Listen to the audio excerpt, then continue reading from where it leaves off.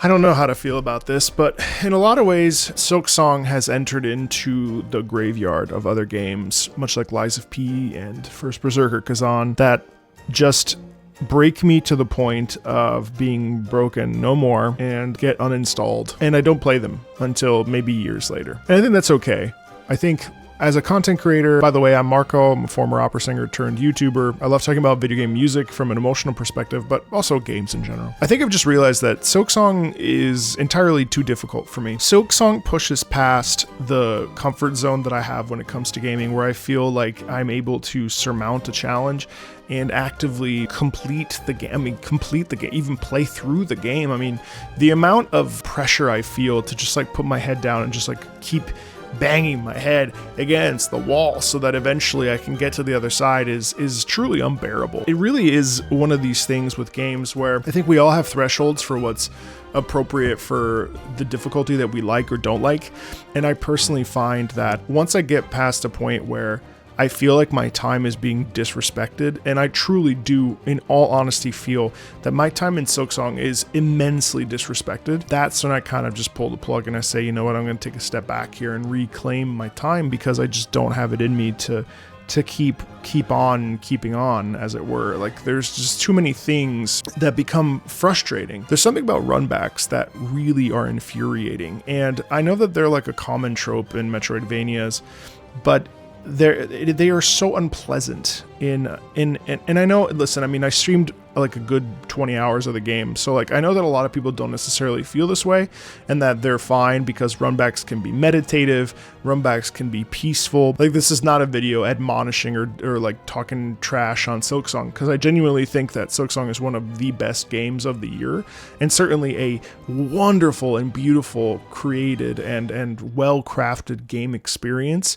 I just think it's so overtuned to difficulty and to being challenging and sometimes almost spiteful. We see this a lot in the ant location, where it doesn't matter, like I finally hit the bench that was actually a hidden trap. That's sort of like unreliability, or the fact that everywhere you go, there's never a sense of peace. You're constantly in a state of tension. And I think it's so interesting from in comparison to the first Hollow Knight, where I felt like, now I do think that Silksong improves on the things that Hollow Knight did, minus the difficulty, because the difficulty didn't really ramp up until mid-end. Whereas in Silksong, you really hit it almost within the first 4 hours.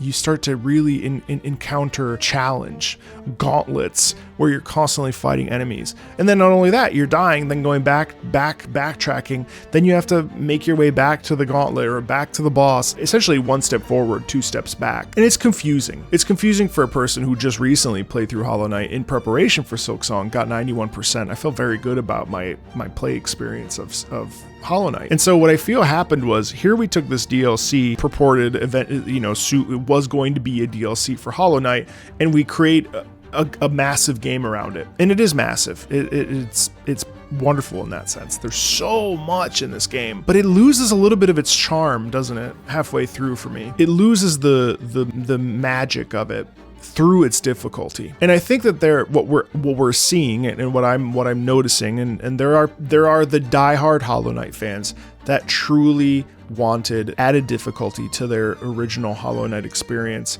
and thus are thrilled. But I wonder what's going to happen to the general casual gaming audience that maybe loved Hollow Knight because it was a really interesting character, a beautiful designed world. There's so many aspects to it that are lovely, that then go into Silksong and the oppression kicks in. And I think like there is an argument there that the oppression is, the pilgrim's journey to the Citadel. Sure, I buy that. But that feels kind of like it's reaching too. Like, it feels like, oh, we gotta have an excuse for why it's so ungodly, unbearably difficult, to the point that this is truly a game that I began to hate, especially in my time playing it off stream. What's made it worse is that the mods that I added actually made the game such a better experience. The ability to spawn right where you die, removing any need for backtracking.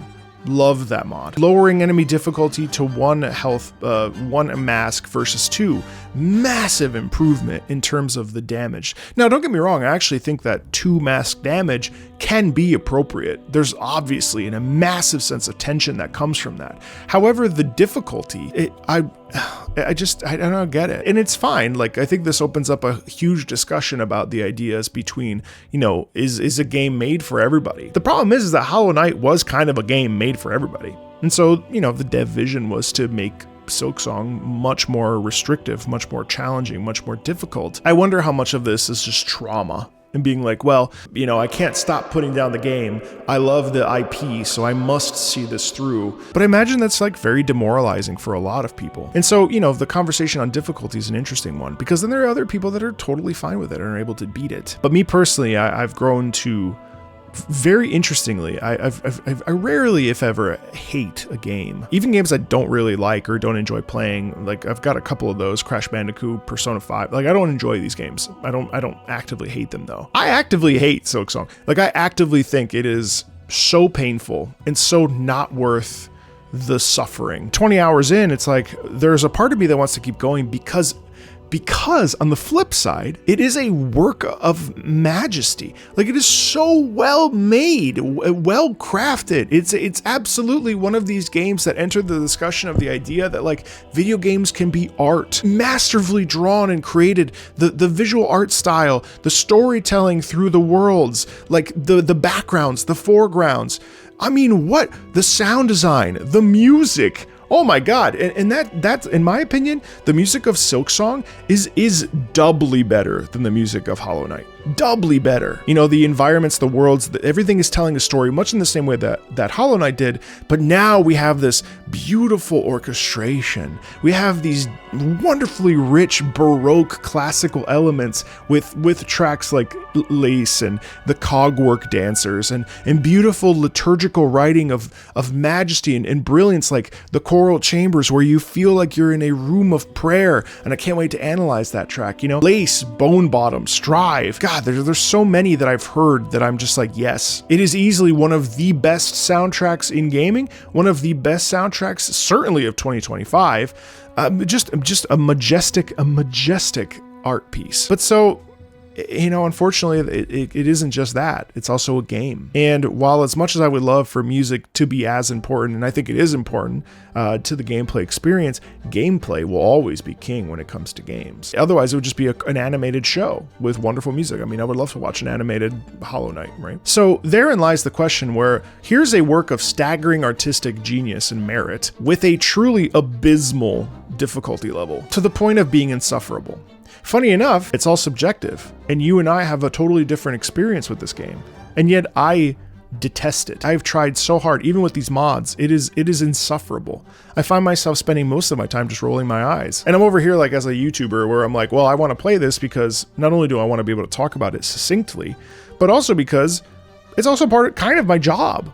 And also, I wanted to just, stop streaming it and play it on the couch like a gamer should. And I've come away with it just like, nope, I'd rather do something else. Now, is that going to stop me from praising the music? No, but it's sad. It's sad how difficult this damn game is. And it kind of frustrates me because of how much coming back to Hollow Knight was such a special experience for me, where in 2018, I played Hollow Knight and I was like, okay, cool, that's fine.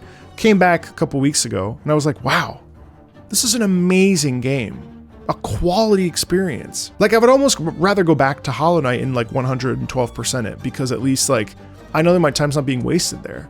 Here in Silksong, I don't even feel like I can explore, because exploration always has a sense of dread and stress.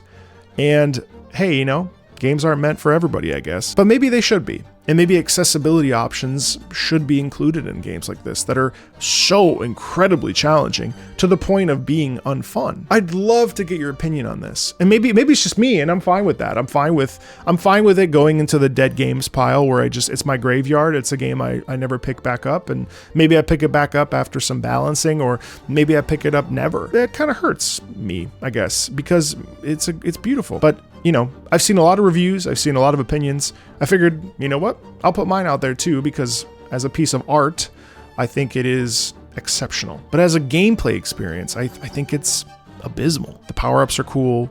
There's a lot of wonderful upgrades. There's a lot of great tools to use. but it teeters on the so unbelievably frustrating that it's not enjoyable, while the rest of it is so delightful at the same time, artistically. Such an interesting conundrum. I'd love to know what you think. Thanks for watching. Hope this wasn't too bad of a complaint, whiny video, but it was.